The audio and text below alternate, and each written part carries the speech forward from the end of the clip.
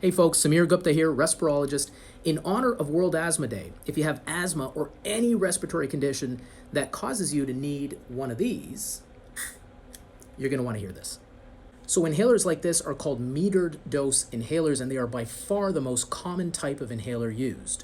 Now, what most people don't know is that when you press on the device to deliver that dose, the propellant that actually pushes the medication out is a powerful greenhouse gas.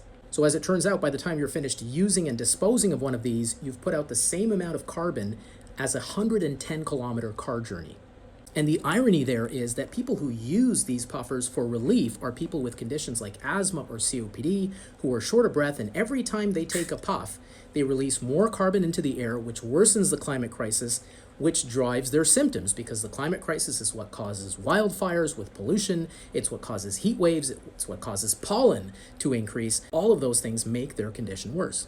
But there is something you can do about this. For almost every medication that comes as a metered dose inhaler, there is something called a dry powder inhaler that has 1/10 the carbon footprint. What are your options? Well, you've got the Ellipta, the Inhub, the Genuair, you've got the Respimat, the Breezhaler, don't forget the Handyhaler, then you've got the Twisthailer, and finally, the Turbuhaler. Now, dry powder inhalers are not for everyone. It's hard to use these devices if you're 4 or under, if you don't have the strength and the respiratory capacity to really pull that powder in.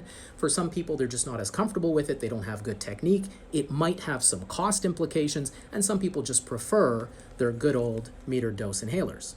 If you are willing to give it a try and you want a relatively simple way to reduce your carbon footprint, talk to your doctor about whether you're a candidate to switch from one of these to a dry powder inhaler.